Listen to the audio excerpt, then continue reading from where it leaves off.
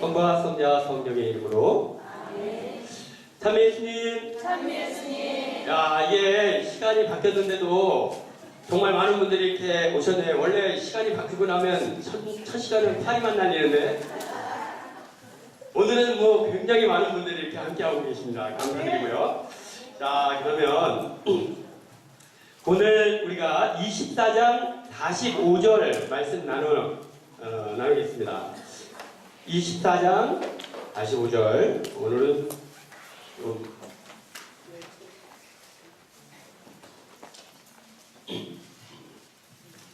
자, 충실한 종과 불충실한 종 부분인데, 자, 우리가 본문을 한번 읽겠습니다. 주인이 시작.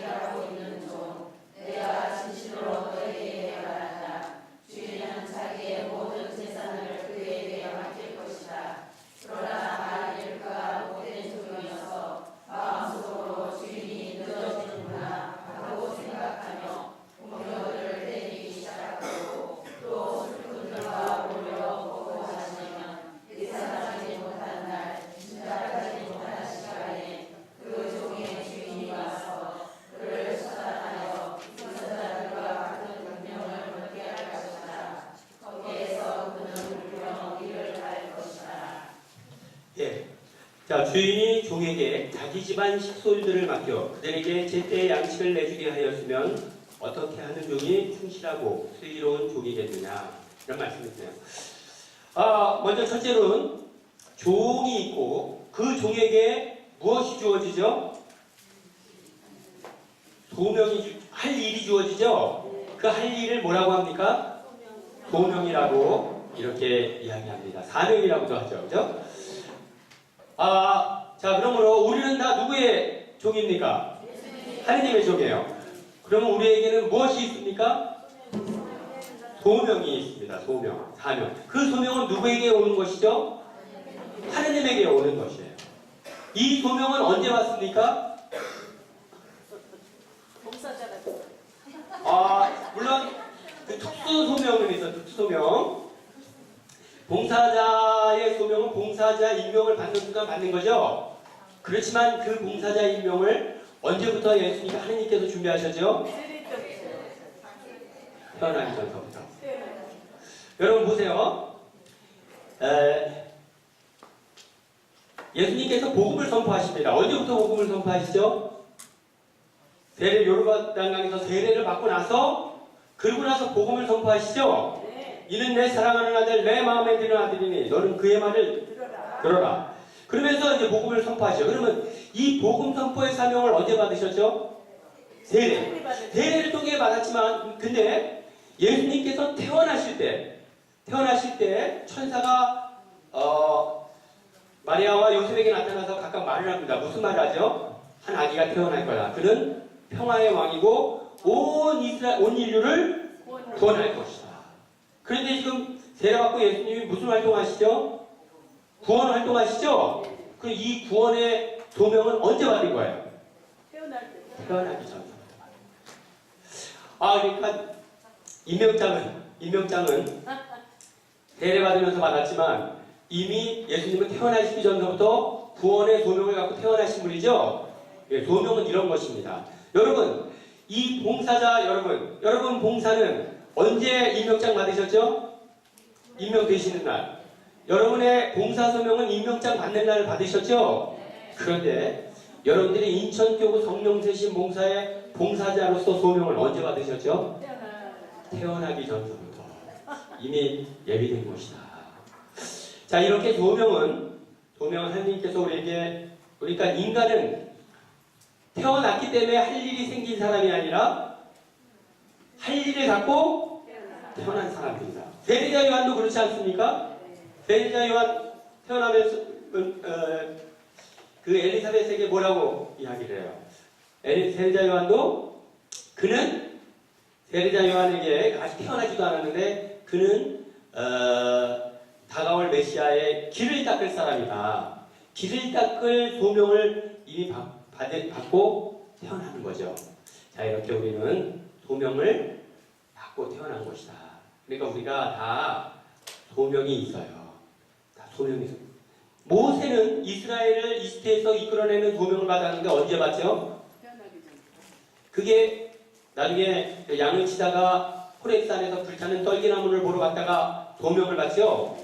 근데 모세가 진정으로 이스라엘 백성을 구원할 소명은 언제 받죠? 태어나기 전. 그러니까 죽어야 할 악인데 안 죽잖아요. 그죠? 자, 이렇게. 그러니까 여러분들이 지금 하고 있는 작은 소명도 그냥 어쩌다 우연히.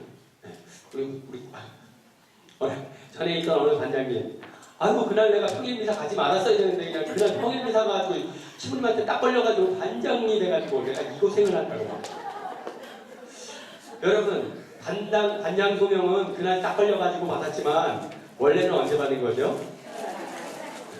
내가 우리는 민족 중에 사명을 두고 이 땅에 태어났다. 이것처럼 나는 우리 본당 반장을 하기 위해 소명을 지고 태어났다. 이렇게 생각하면 내가 운이 없어가지고 그날 걸려서 반장이 됐다고 생각하고 봉사하는 사람과 나는 이 일을 하기 위해 하느님께서 세상을 보내신 거야 라고 생각하고 반장 일을 하는 것과 어떻겠어요? 하늘과 땅 차이죠? 그러니까 소명의식을 갖는 것이 중요합니다. 특히 여기 부부 생활을 다 결혼 생활을 하시는 분들이 많은데 그냥 내가 그날 어쩌다가 이 사람을 만나가지고 내가 이렇게 하는데 부부가 된 건 언제죠?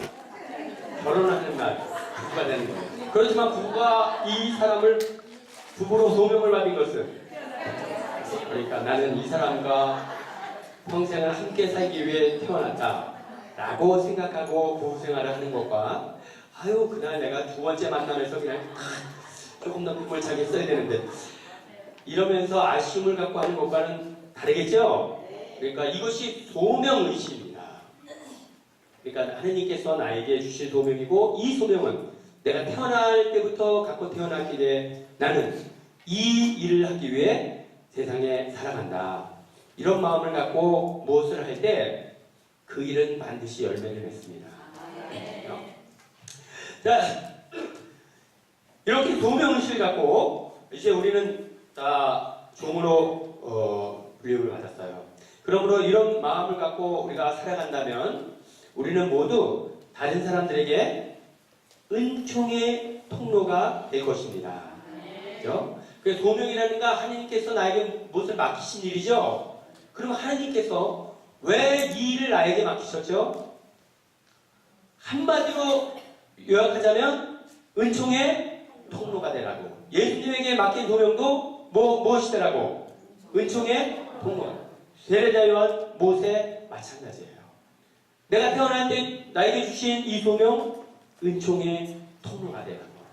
그러니까 여러분 우리가 오늘 하루를 살아가면서 내가 만나는 사람들에게 내가 은총의 통로가 되며 살아간다면 우리는 우리의 소명을 아주 충실하게 완수할 수 있을 것입니다. 그러니까 우리가 만나다 보면 어떤 사람은 마음에 드는 사람이 있고 안 드는 사람이 있을 수 있겠죠. 그렇지만 드는 사람 안 드는 사람 다 은총의 통로가 되어야 된다. 수도꼭지에서 나오는 물이 그냥 호수를 갖다 대면 잔디에도 물 들어가고 어디나 불이 뿌려지는 거죠. 그런 것처럼 오늘 나와 마주치는 모든 사람들에게 내가 은총의 통로가 되게 해달라고 기도하고 그렇게 살아갈 때 우리는 우리의 소명을 충실히 수행하며 살아가게 될 것입니다. 자, 이렇게 나는 사람들에게 은총의 통로가 되라고. 은총의 통로가 되라는 것은 다시 말해 좀 그 한 영혼을 하나님께로 인도하라고. 구원의 길로 이끌라고. 구원의 길로 이끈다는 것은 총체적이죠. 예수님의 복음을 전하는 일도 있고 사랑을 전하는 일도 있고 아니면 막 알코올 중독에 빠져 있으면 야단도 치고 난리도 쳐야 돼요. 이 모든 것이 다 구원의 소명을 실현하는 것입니다. 내가 너를 사람 낚는 어부로 만들겠다. 여기서 이 사람 낚는 어부란 한 영혼을 하느님께로 이끄는 것입니다. 그러니까 사람 낚는 어부가 되게 하겠다. 이것은 비신자들에게 복음을 전하라는, 그것은 좁은 의미의 해석이고, 이미 신앙인이면서도 신앙인답게 살지 않는 사람을 신앙인답게 살도록 이끄는 것도 사람 낚는 어부가 되는 것이다. 또 열심히 사는 사람, 그런데 막 에너지가 딸려가지고 조금 막 시련과 역경에 부딪혀서 제대로 못 나가고 있습니다. 이때 뒤에서 막 기도로 밀어주고 이런저런 힘을 불어넣어줄 때 역시 그것도 사람 낚는 어부가 되는 것이다. 그렇죠? 총체적으로 우리가 이해할 수 있겠다. 자, 그러므로 우리는 이제 하나님께서 나에게 맡기신 도명을 충실히 수행해 가야 할 것입니다. 그런데 여기서는 지금 복음에서는 주인이 종을 불러서 여기 종들에게 잘 도움을 주라고 이렇게 맡기고 간 거죠. 그러니까 누구를 잘 돌봐야겠어요? 주인의 종들을 잘 돌봐야겠죠? 네, 종들을 잘 돌봐야 됩니다. 그러면 나는 이제 주인의 종들을 잘 돌봐야 하고, 그렇게 돌보고 있는 나는 누구죠? 나도 역시 주인의 종이다는 걸 우리가 생각해야 돼요. 그러니까 우리가 어떤 도명을 갖고 무엇을 행할 때 종들을 잘 돌보기 위해 내가 무엇을 할 때 주인의 종이 누군가를 찾아서 그 종을 돌봐야 합니다. 그러면서도 내가 주인의 종이라는 사실을 끊임없이 의식해야 한다는 거. 이거를 놓치면 안 되겠습니다. 학생들을 가르칩니다. 누가 가르치죠? 선생님이. 선생님의 학생들을 가르치면서 선생님은 무슨 생각을 가져야겠어요? 나도 학생이다. 나도 학생이다라는 생각을 갖고 학생들을 가르치는 선생님이 훌륭한 선생님이세요. 그런 선생님이 계속 공부하면서 학생들을 가르치죠. 그런 의식이 없으면 공부 안 하고 학생들을 가르쳐요. 그러니까 그렇게 된 거예요. 그죠? 자, 그래서 우리가 신부들도 마찬가지예요. 우리도 목자라고 하지만 역시 나도 하느님의 종이라는 생각을 끊임없이 되뇌이지 않으면 막 본당에서 폭군이 될 수 있어요. 폭군이. 그래서 나도 하느님의 종들을 위해 봉사하지만 그러면서 나도 종이라는 생각을 가지고 우리가 임할 때 우리가 잘 되겠죠.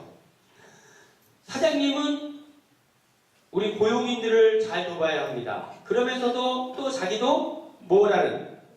고용인이라는 생각을 늘 가져야 돼요. 누구로부터 고용되죠? 하느님으로부터. 이런 마음을 가지면서 살 때 우리에게는 참된 겸손, 또 참된 열매가 맺어지게 될 것입니다. 자, 이렇게 하느님께서는 어떤 한 종을 선택해서 종들을 돌보라고 맡겨 떠났습니다. 자, 어떻게 하는 종이 슬기로운 종이겠는가? 우리 46절 볼까요? 행복하여라. 시작.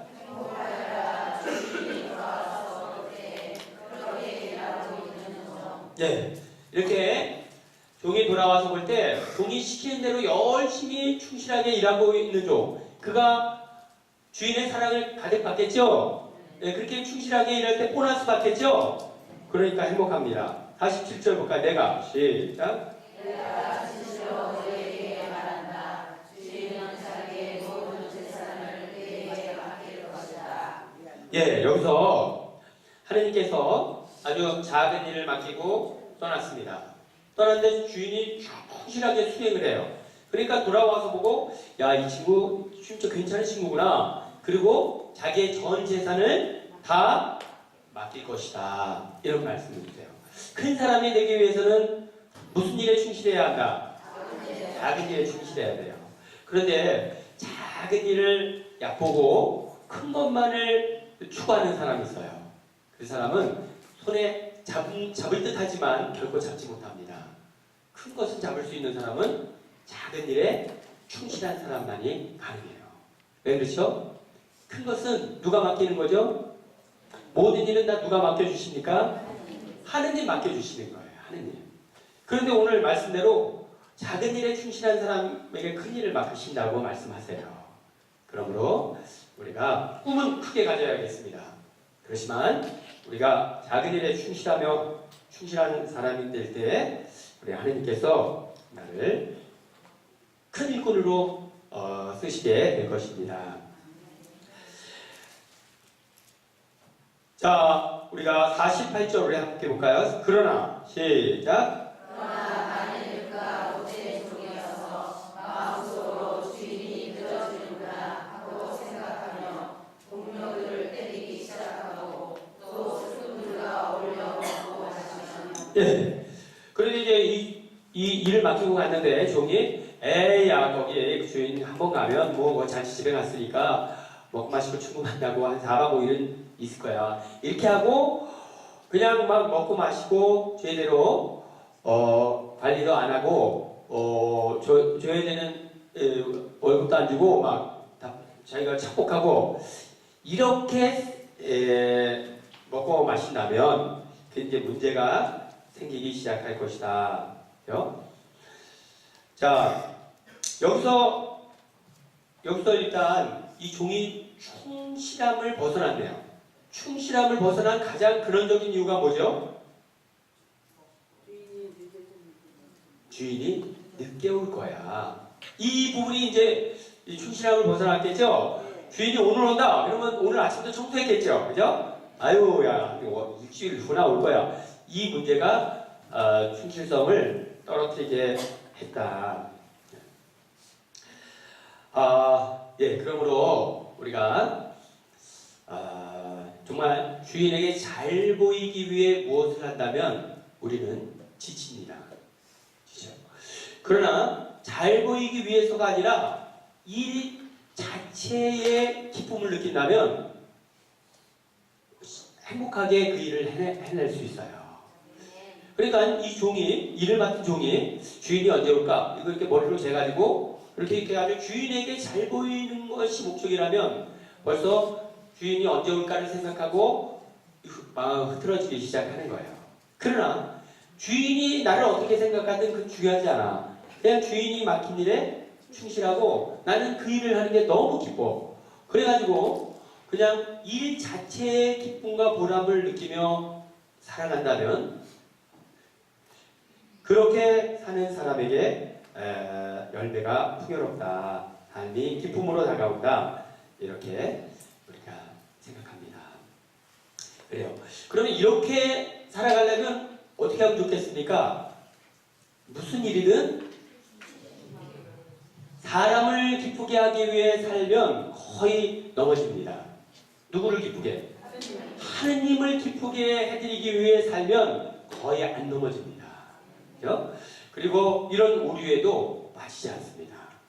그러니까 우리가 늘 하느님을 기쁘게 해드리기 위해 내가 맡은 소명을 실천한다 이런 마음을 갖고 살아갈 때 누가 해주는 말, 좀 거슬리는 말도 당당하게 받아 넘길 수 있습니다.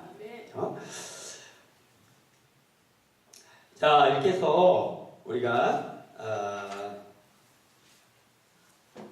자, 오늘 50절 보겠습니다. 50절 예상하지 못한 날 시작. 예상하지 못한 날 시작하지 못한 시간에 그 종의 주인이 와서 그를 찾아내어 선자들과 같은 운명을 겪게 할 것이다. 거기에서 그는 분명 일을 할 것이다. 예, 이렇게 해서 이렇게 일 자체를 하느님의 영광이 아니라 사람으로부터 영광을 받기 위해 일을 하다가 이런 낭패를 보게 되고 이런 낭패를 보게 되면 정말 돌이킬 수 없는 어떤 결과를 맞게 될 것이다. 이런 부분입니다. 그러므로 여러분 충실한 종과 불충실한 종 이야기를 우리가 함께 들으면서 우리가 첫째 하느님께서 나를 일꾼으로 선택하셨다는 것. 두 번째는 일꾼으로 선택하셨으니까 뭘 맡기셨겠어요? 일을 맡기셨겠죠? 일을 맡기셨습니다. 그 소명의식이 있어야 한다. 하느님께서는 나에게 내가 오늘 하루 어떻게 살기를 바라, 무엇을 하면서 무엇을 통해 당신 영광을 드러내기를 바라시는가. 세 번째는 사람이 아니라 하느님께 기쁨을 드리기 위해 살아가는 사람이 되자. 그러면 주인이 언제 올지 우리가 마음 쓰지 않으며 살아도 되고 일 그 자체를 신바람나게 해나갈 수 있을 것이다 라는 말씀을 오늘 듣습니다. 자, 우리 모두 충실한 종이 됩시다. 자, 그러면 우리 열처녀의 비유 함께 보겠습니다. 25절 1절에서 13절. 그때 시작. 그때 하늘나라는 저마다 등을 들고 십자가를 가지러 나간 열처녀의 비유를 있을 것이다. 그 가운데 다섯은 어리석고 다섯은 슬기로웠다. 어리석은 처녀들은 등을 가지고 있었지만 기름을 가지고 있지 않았다. 그러나 슬기로운 처녀들은 등과 함께 기름도 그릇에 담아 가지고 있었다. 신랑이 늦어지자 처녀들은 모두 졸다가 잠이 들었다. 그런데 한밤중에 외치는 소리가 났다. 신랑이 온다. 신랑을 맞으러 나가라. 그러자 처녀들이 모두 일어나 저마다 등을 챙기는데 어리석은 처녀들이 슬기로운 처녀들에게 우리 등이 꺼져가니 너희 기름을 나누어 다오 하고 청하였다. 그러나 슬기로운 처녀들은 안 된다. 우리도 너희도 모자랄 터이니 차라리 상인들에게 가서 사라 하고 대답하였다. 그들이 기름을 사러 간 사이에 신랑이 왔다. 준비하고 있던 처녀들은 신랑과 함께 행전사에 들어가고 문을 닫혔다. 나중에 나머지 처녀들이 와서 주인님 문을 열어주십시오 하고 청하였지만 그는 내가 진실로 너희에게 말한다. 나는 너희를 알지 못한다 하고 대답하였다. 그러니 깨어 있어라. 너희가 그날과 그 시간을 모르기 때문이다. 예, 계속해서 종말에 대한 그날 그 시간에 대한 이야기고 알지 못하니까 깨어 있어라, 준비하고 있어라 이야기입니다. 우리는 이 정서를 이렇게 함께 나누면서 지금 이 마테오 복음 정서는 언제쯤 쓰여졌죠? 한 80년에서 90년, 기원전 80년에서 90년경에 쓰여졌다고 이렇게 보통 알려져 있습니다. 그러면 이 80년부터 90년 사이에 이스라엘에는 어떤 일이 일어나죠? 70년에 이스라엘 성전이 로마로부터 파괴당하고 유대인들이 다 예루살렘에서 추방을 당합니다. 난리가 났죠, 그죠? 이스라엘 사람들은 과연 인생 끝장입니다. 거기에다가 로마는 또 로마 제국에 어떤 일이 일어나죠? 네로 황제를 시작으로 가혹한 그리스도의 박해가 일어납니다. 그래서 그리스도인들은 곧 예수님이 오신다고 했기 때문에 그거 믿고 그냥 땅 팔고 집 팔고 막 산속에 들어가서 풀뿌리게 먹으면서 살아가는데 곧 오신 데는 예수님이 안 오시는 거예요. 막 우리 중에 누군가가 읍내 나갔다가 그리스도인으로 잡혀가지고 막 처절하게 사자발배되고 죽어갑니다. 그래서 곧 오신다고 해서 죽기 살기를 하고 버티며 살고 있는데 안 오시는 거예요, 자꾸. 그러니까 한 사람 한 사람 이제 어떤 생각이 들기 시작하겠어요? 신앙의 회의가 일어나기 시작하겠죠? 이거 우리가 지금 뭔가 잘못된 거 아니야, 뭔가? 자, 이런 생각들이 팽배했던 80년에서 90년 시대에 이 마테오 복음서가 그 죽기 살기를 하며 이를 그냥 악물고 하루하루를 견디는 사람들에게 이 성서가 주어지는 거예요. 그러니까 지금 내가 보는 성서의 느낌과 그 당시 사람들이 이 글을 보는 것과는 아주 다르겠죠? 우리는. 그러니까 우리가 성서를 대할 때는 그 당시 사람들의 입장이 되어서 바라보는 것도 중요합니다. 그 당시 그렇게 막 하루하루 오늘 예수님 오실래나? 내일 오실래나?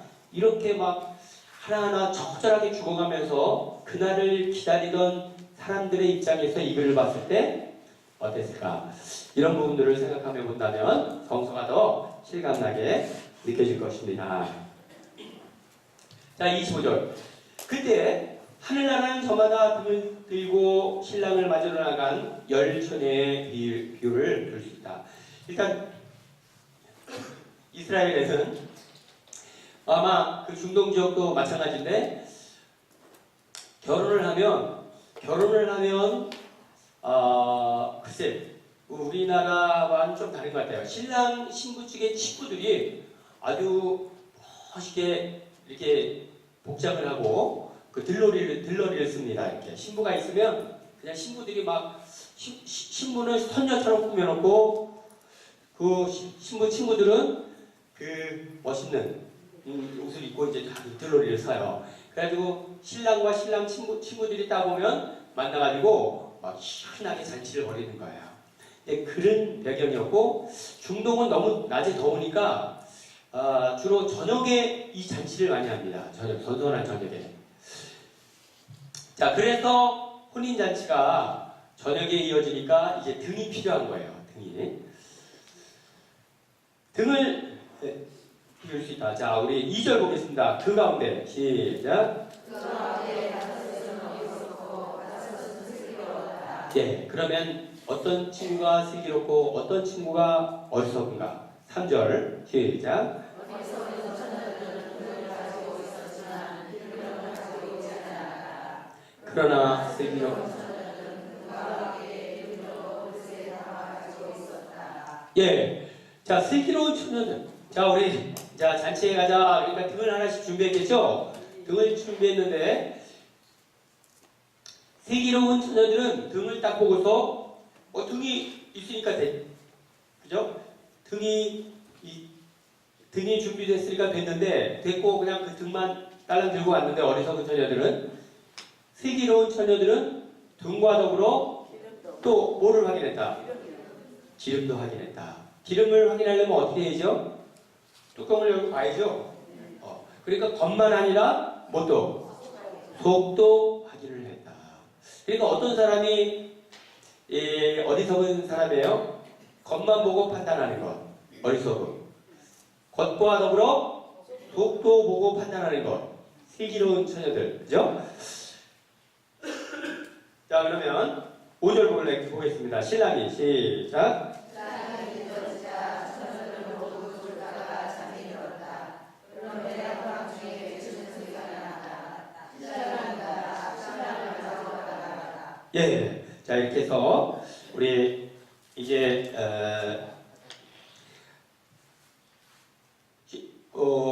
이제 드디어 기다리던 신랑이 다가왔습니다. 신랑을 맞으러 나가라는 큰 소리가 들리기 시작합니다.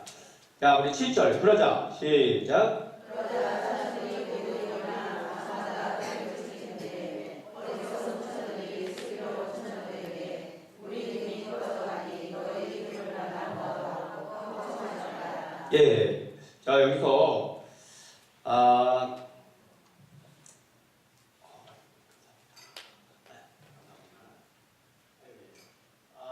제가 이렇게 기심이 나고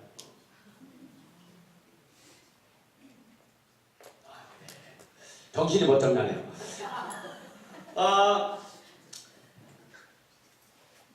자 이제 신랑이 온다는 소리를 듣고 열처녀가 일어났습니다. 등을 전부 다 챙겼고 이제 등을 챙기고 어떻게 했겠어요? 불을 붙였겠죠? 딱 붙였는데 불을 붙였는데 그냥 불이 활활활 타다가 갑자기 꺼져가기 시작할까? 왜 그런가 봤더니 아이고 기름이 없네요. 그래가지고 다섯 처녀들은 불이 가물가물하니까 가물가물하기 시작. 큰일 났죠? 예. 그러니까 슬기로운 사람은 문제가 생기기 전에 대책을 준비합니다. 어리석은 사람은 문제가 생겨야 이 대책을 마련해요. 그러니까 이게 늘 막 삶이 힘들어지는 거예요. 그죠? 우리는 문제가 생기기 전에 대책을 세우며 살아가는 신앙이 되면 좋겠습니다. 자, 그러자 우리 9절 보겠습니다. 그러나 시작. 그러나 슬기로운 처녀들은 안 된다. 우리도 너희도 모자랄 뿐이니 차라리 상인들에게 가서 살아. 고맙게 대답하였다. 그걸 너희도 가서 살아 하고. 자, 여기서 제가 이 성서를 우리 함께 나누다 보면 어떤 분이 그렇게 얘기해요. 여기 지금 슬기로운 처녀와 어리석은 처녀 이야기를 우리가 지금 나누고 있죠. 나중에 이 슬기로운 처녀들은 잔치에 들어가서 주인과 기쁘게 지내고, 그렇지 않은 친구들은 밖에서 추운데 떨며 좀 울부짖는다. 그러면 이렇게 이야기합니다. 이런 이야기, 이 이야기를 들으면서 어떤 분이 그런 질문을 해요. 시부님, 그 주인하고 같이 들어가서 잔치에 참여한 슬기로운 사람들은 나쁜 사람이네요. 왜 그렇습니까? 아니, 죽으면 같이 죽고 삶은 같이 살아야지. 그거 좀 나눠달라는데 야박하게 안 된다고 하고 그렇게 했다가 자기들만 쑥 들어가는 게 그게 인간적으로 너무 야박하지 않습니까? 야박해요, 야박하지 않아요? 야박해요. 야박하죠, 그죠? 야박합니다. 야박한데 여러분들이 이 성서에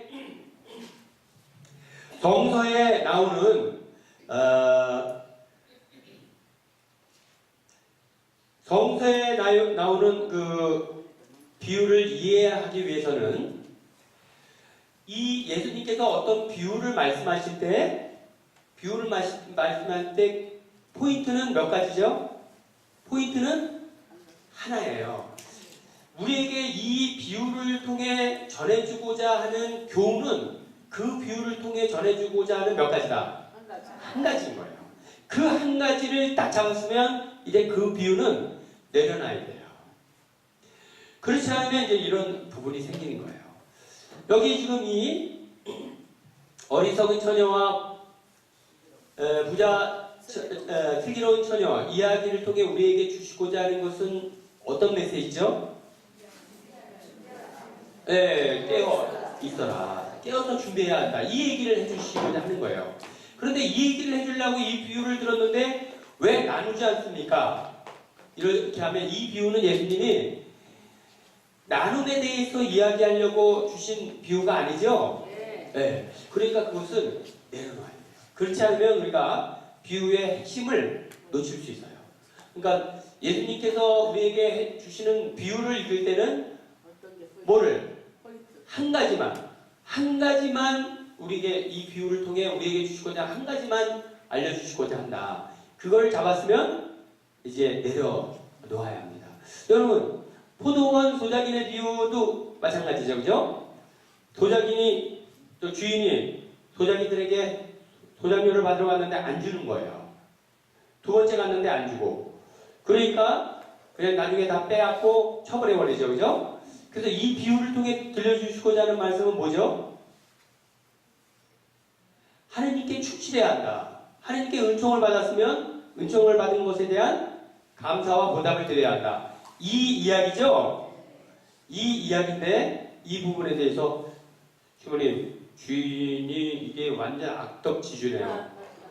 그거 돈이 많으면 그 소장료 저 안 받을 수도 있지 않습니까? 또는 그렇게 땅이 많으면 좀 그냥 공짜로 줄 수 있지 않습니까? 왜 소장료를 받습니까?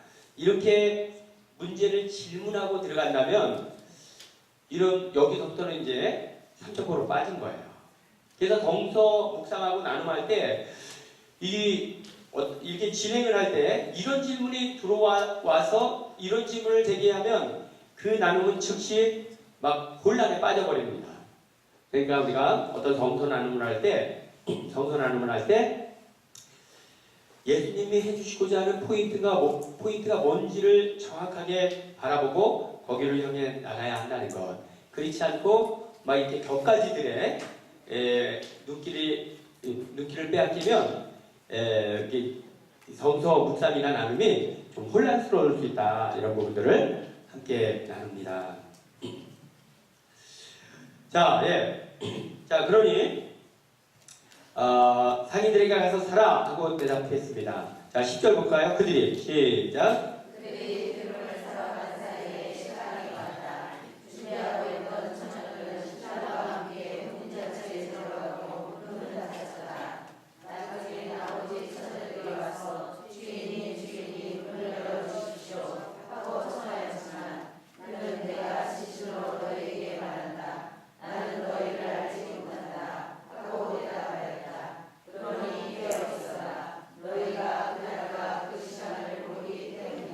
예, 이렇게 해서 우리가 슬기로운 처녀와 어리석은 처녀. 슬기로운 처녀는 겉뿐만 아니라 독을 준비했고, 어리석은 처녀는 겉만 보고 준비했고, 결국에는 처음에는 드러나지 않았어요. 그러나 불을 켜보니까 기름까지 준비된 등은 활활 타올랐고, 그렇지 않은 등은 꺼져갔다. 기름을 사러 간 사이에 주인이 왔고 결국 잔치에 들어가지 못했다. 예, 여러분, 그러므로 우리가 정말 겉뿐만 아니라 독도 알차게 내실 있게 준비하는 신앙인이 됩시다. 만일 우리가 의무적인 신앙생활에만 충실한다면 우리는 등만 가지고 있는 신앙인이 될 것입니다. 그러나 그 의무적인 신앙생활뿐만 아니라 자발적인 신앙생활, 바로 주일미사 참석하는 건 뭐죠? 의무적인 신앙생활. 여기 성경원에 성서 공부하러 오시는 거는 뭐죠? 자발적인 신앙생활. 이것이 합쳐질 때 그때 충실하다는 거예요. 의무적인 신앙생활만 하는 사람은 어떤 사람이다? 기름 없는 등불을 들고 가살리는 사람이다. 이렇게 자발적인 신앙생활을 땅에 가서 이렇게 신자들을 봐서 자발적인 신앙인을 의무적인 신앙생활을 하는지 자발적인 신앙생활을 하는지 주일 미사에 참석한 신자를 보고 알 수 있습니까? 없습니까? 없어요. 똑같이 등불이 똑같이 생겨가지고 알 수 없어요. 어느 때 알 수 있죠? 불을 켜보면 알 수 있어요. 한번 딱 시련이 뭐가 시련과 역경이 딱 닥치면 기름이 있는 등불과 기름이 없는 등불은 판이하게 갈라집니다. 그래서 우리가 이런 것만 원진한 신앙인이 아니라 더욱더 알찬 신앙인이 돼서 정말 하나님께서 귀한 도구로 쓰시기 위해 나를 이렇게 험난한 길로 이끌 때 우리가 당당하게 힘차게 그 길을 갈 수 있는 우리 신앙인이 됩시다. 아멘. 자, 이렇게 해서 우리가 우리 혼인잔치 비유를 통해 열천의 비유를 통해 정말 우리 슬기로운 처녀들처럼 그렇게 늘 준비하며 겉도 속도 늘 준비하며 사는 신앙인이 되라고 우리를 초대하십니다. 네. 자, 다음은 우리 달란트의 비유 우리 함께 볼까요? 자, 하늘나라는 시작. 하늘나라는 어떤 사람이 여행을 떠나면서 종들을 불러 재산을 맡기는 것과 같다. 그는 각자의 능력에 따라 한 사람에게는 5달란트, 다른 사람에게는 2달란트, 또 다른 사람에게는 1달란트를 주고 여행을 떠났다. 5달란트를 받은 이는 돈고 가서 그 돈을 활용하여 5달란트를 더 벌었다. 2달란트를 받은 이도 그렇게 하여 2달란트를 더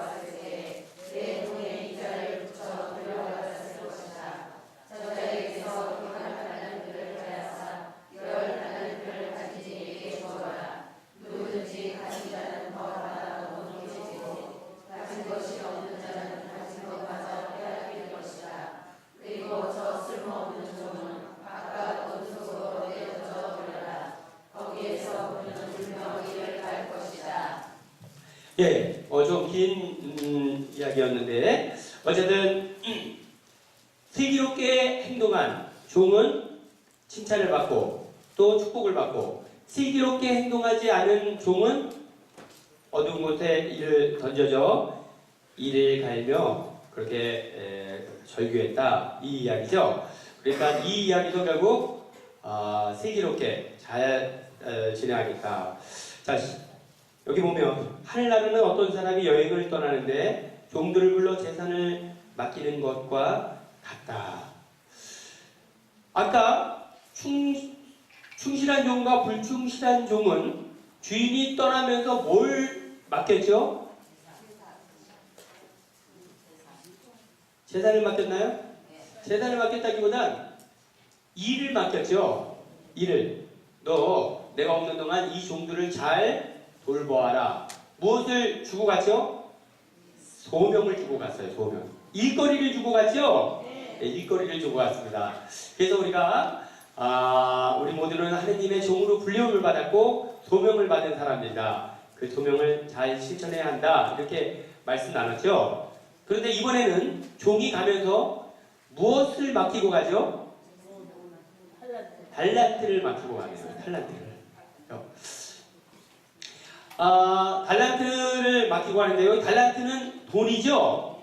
돈이지만 이 돈이 무엇에 비유되고 있죠?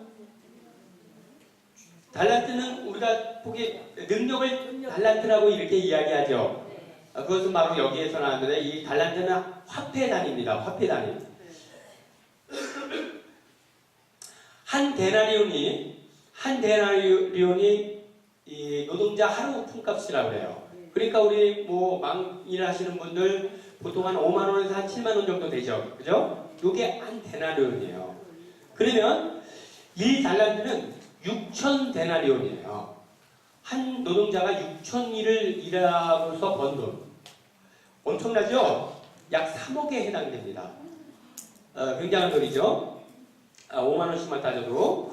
자, 그렇게 큰 돈을 맡기고 왔습니다. 그럼 그 돈으로 우리가 무엇을 할 수 있죠? 그러니까, 야, 이 사람 달란트가 많네.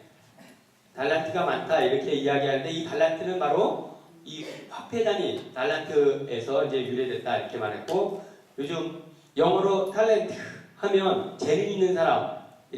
탤런트라고 그러죠. 그죠? 자, 이런 데서 이제 언어가 유래됐습니다. 주인이 종에게 이번에는 달란트를 맡겼습니다. 능력을 주고 갔어요. 능력. 왜 능력을 주고 갔죠? 종이 어디 갈 때 아까 소명을 주었죠? 네, 소명을 주는 주인은 이제 능력, 달란트도 줍니다. 자, 15절 볼까요? 그는 시작.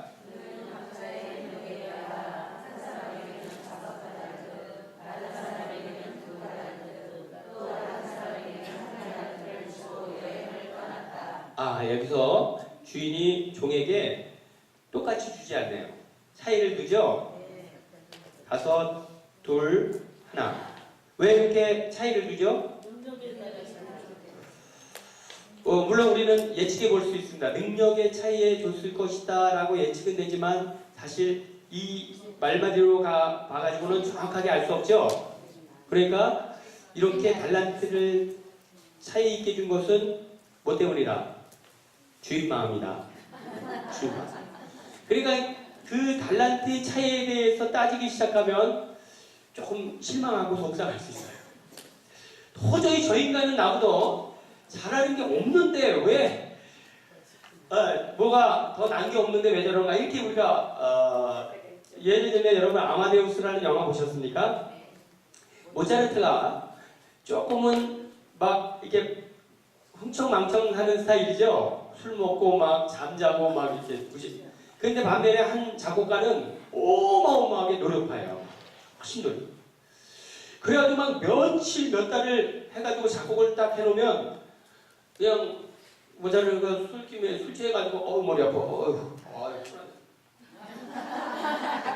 냄새 한 잔을 먹고 와 여기 뭐 누가 작곡을 해놨네. 보자. 아유 이거는 이렇게 하면 좋겠네. 그리고 딱 손 세 번만 가면 노래가 달라져 버리는 거야. 그러니까 이 사람이 나중에 막 십자가 내던져 버리죠. 도대체 내가 이렇게 노력하고 애쓰고 정말 이렇게 하는데 왜 나는 저 사람보다 더 능력이 처지냐, 이거에 대한 불만이죠.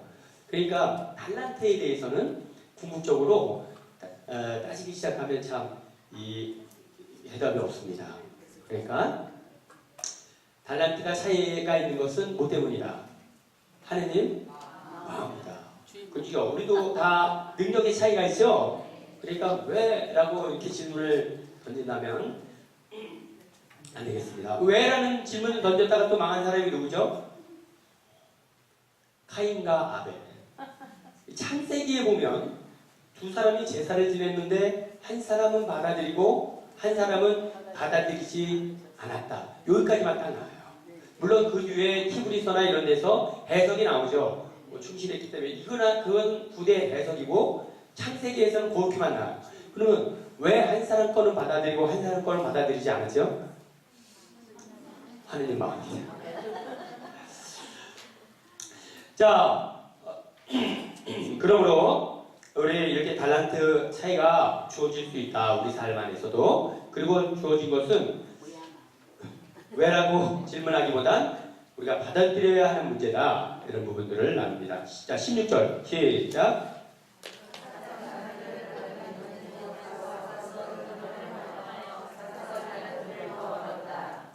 다섯 달란트를 받은 이는 곧 가서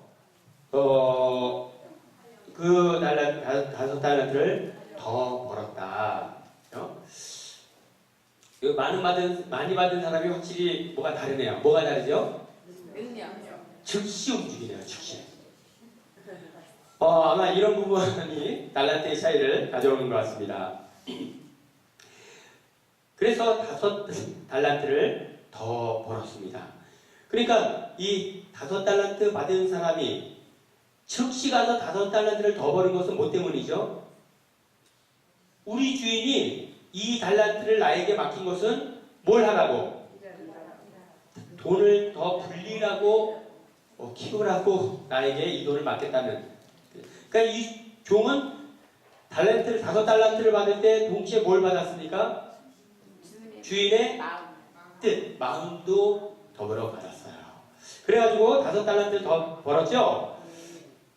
자, 두 번째 보겠습니다. 17절 시작.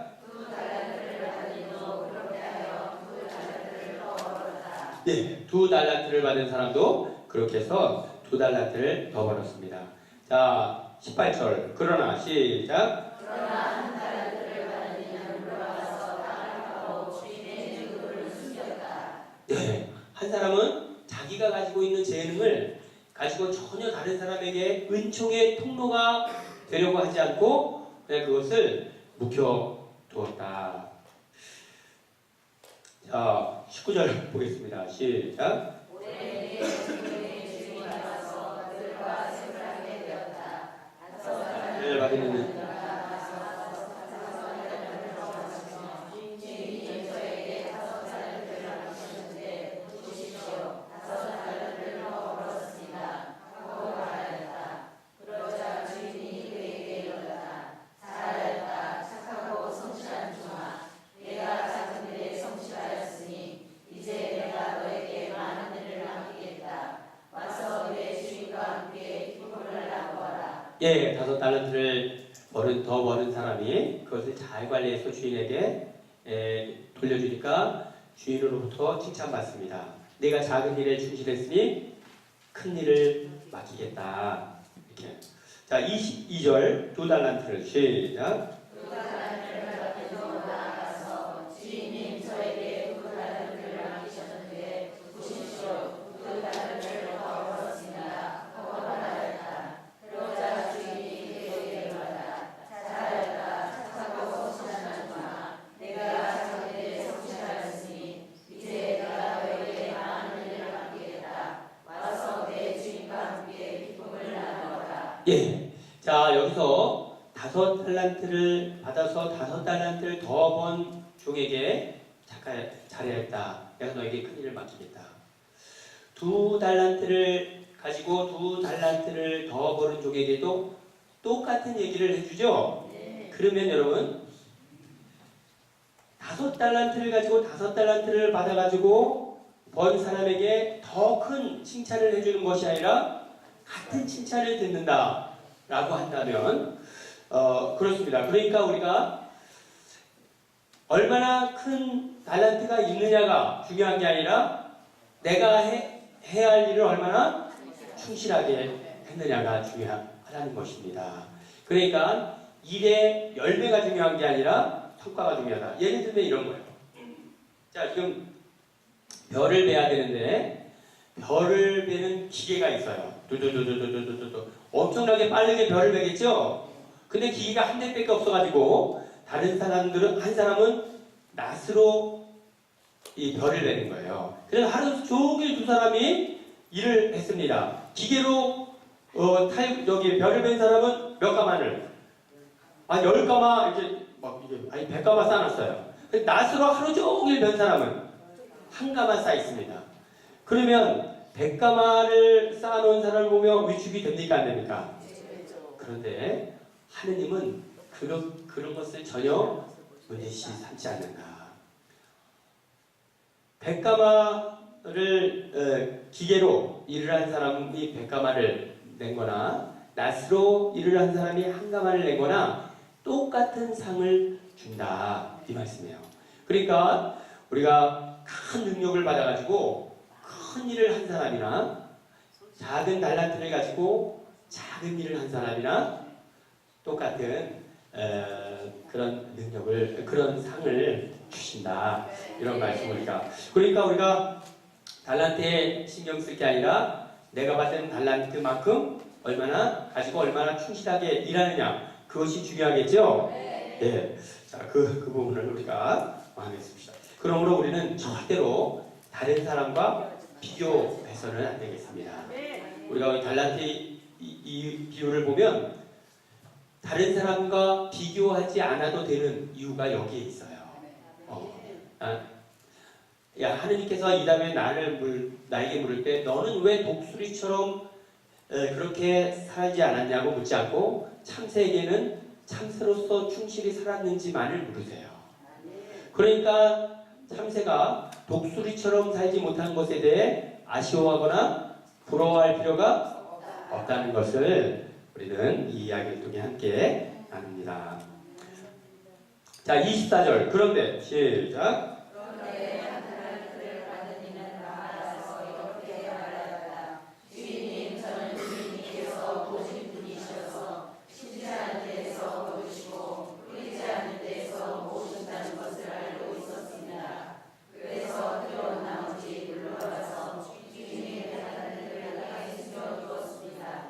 네, 주인님의 것을 도로 받으십시오. 이렇게 해서 이렇게 있네요. 그러므로 이 1달란트를 받은 사람은 그것을 감춰두었네요. 이 사람은 왜 이렇게 주인을 두려워하는 것일까요? 아마 우리가 처음에 시작할 때 왜 이렇게 달란트의 차이가 있는가라는 부분에 대해서 함께 나눴는데 그 이유를 정확히는 알 수 없지만 우리 이야기를 보면 조금 행동 방식의 차이가 있죠. 한 사람은 받자마자 즉시 행동에 옮겨서 무엇인가를 주인의 뜻을 실현합니다. 그래서 주인에게 기쁨을 주고자 뭔가를 행동하죠. 그런데 이 1달란트를 받은 사람은 지금 받자마자 주인에 대한 마음이 어떤 마음이죠? 두려움이 기본 마음이 두려움이에요. 그러니까 그것을 제대로 활용하지 못하고 이렇게 하고 있다. 그러므로 우리가 하느님 앞에서 큰 사람, 하느님 앞에서 작은 사람, 어떤 사람인가? 정말 하느님께서 나를 사랑하신다는 확신을 가지고 하느님 기쁘게 해드리고자 하는 사람, 큰 일꾼, 하느님 두려운 분으로 이해하고 혹시 하느님 눈 밖에 날까봐 전전긍긍하는 사람, 작은 일꾼 이렇게 우리가 좀 나눠서 생각해 볼 수 있겠습니다. 자, 그러면 우리 26절 볼까요? 그러자 시작.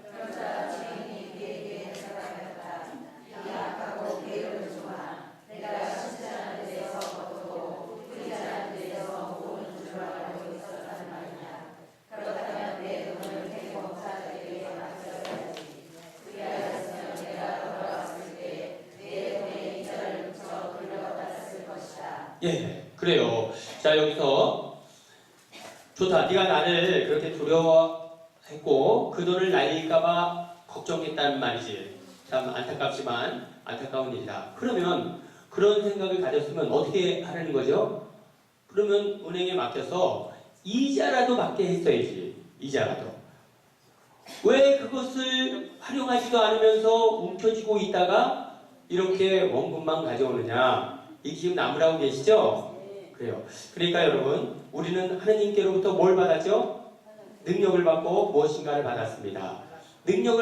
이 달란트, 능력을 받지 않는 사람은 하느님께로부터 무엇을 받지 않는 사람은 아무것도 없어요. 예를 들면 우리가 여기 키 큰 사람도 있고 작은 사람도 있죠. 그러나 키가 없는 사람도 있습니까?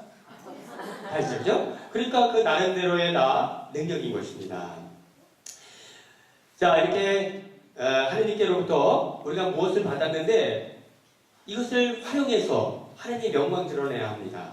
이것을 활용해서 누군가에게 기쁨과 또 은총의 통로가 되어야 합니다. 누군가에게 하느님의 은총이 나를 통해 누군가에게 들어가도록 은총 수로의 역할을 해야 한다. 그런데 야, 이거 잘못하다가 하느님 이거 그럴 마음이 없으면 어떻게 하라는 얘기예요? 그러면 움켜쥐고 있지 말고 어떻게 해라? 그렇게 하고자 하는 사람에게 주어라. 그러면 원금 날리는 건 아니죠? 그럼 그 사람이 잘 활용할 수 있을 것이다. 그러니까 제일 좋은 사람은 하느님께서 받은 달란트를 가지고 하느님 영광을 10배, 100배 드리는 것. 왕이죠? 두 번째는 자기가 안 할 거면 남이라도 하도록 내어주는 것. 가장 안 좋은 것은 하지도 않으면서 남도 못하게 꽉 쥐고 있는 것. 이거 아주 안 좋은 삶의 패턴이다. 이런 부분들을 우리가 함께 봅니다. 자, 그러면 우리 마지막 누구든지 시작. 누구든지 가진 자는 더 받아 더 더해지고 가진 것이 없는 자는 가진 것마저 빼앗길 것이다. 그리고 저 쓸모없는 종은 각각 곳으로 내려져 버려라. 거기에서 그는 울며 이를 할 것이다.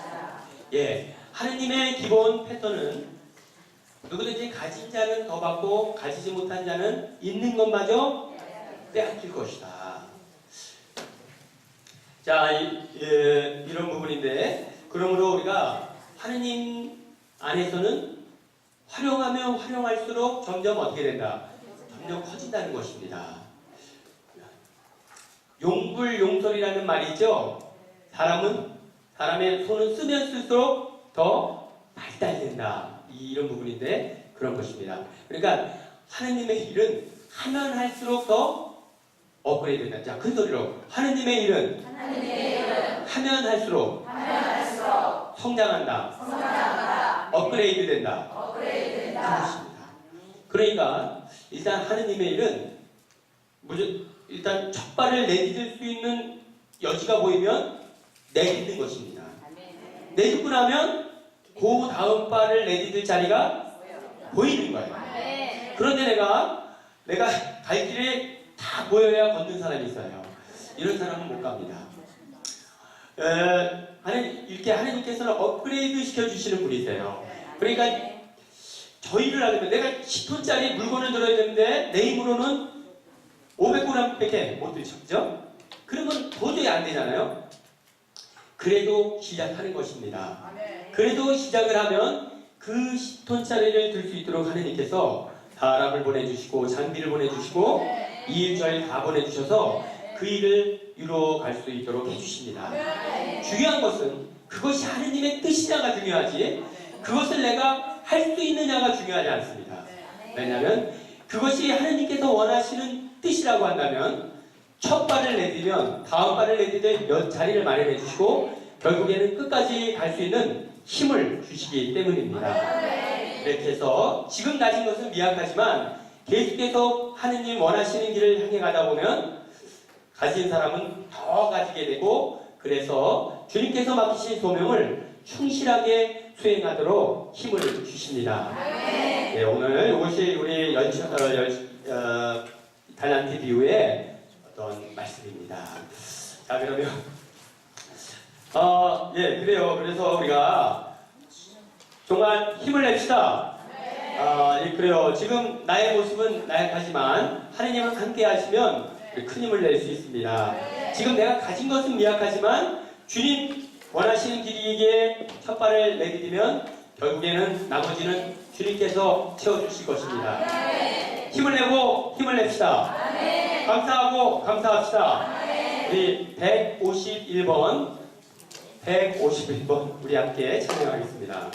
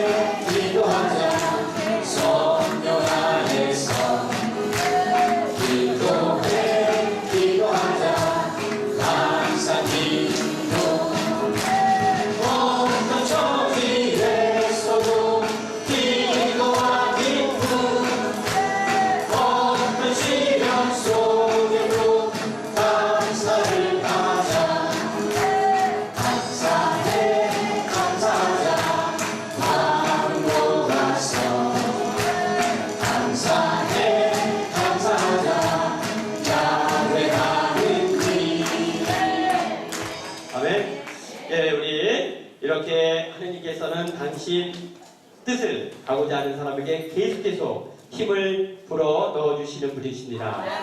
힘을 냅시다. 그러면서 오늘 우리가 예수님께서는 계속 정말 오늘이 네 삶의 마지막이라도 문제가 없을 정도로 그렇게 삶을 충실하게 살라고 말씀하십니다. 주인이 와서 볼 때 깨어있는 종 행복하다고 말씀하십니다. 주인이 언제라도 심리를 가자고 할 때 그 심리를 함께 동행할 수 있도록 만반의 준비가 되어 있는 종은 행복하다고 말씀하십니다. 오늘 주님께서 나에게 오셔서 무엇을 요구하실 때 무슨 말씀이든 예하고 응답할 수 있도록 준비된 삶을 살아갑시다. 오늘이 그날이고 오늘이 구원의 날입니다.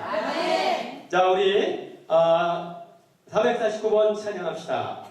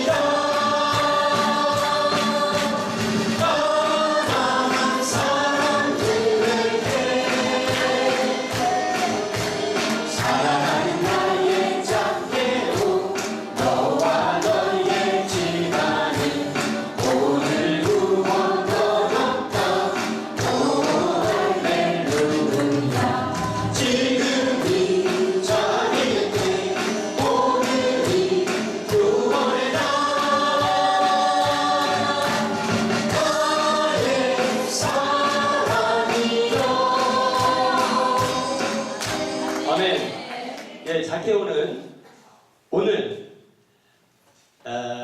예수님을 만났고 그래서 구원의 길에 이르렀습니다. 오늘 예수님을 만났고 모든 죄의 삶을 끊어버렸습니다. 우리에게도 바로 지금 이 순간이 구원의 때고 하느님을 만나는 때입니다.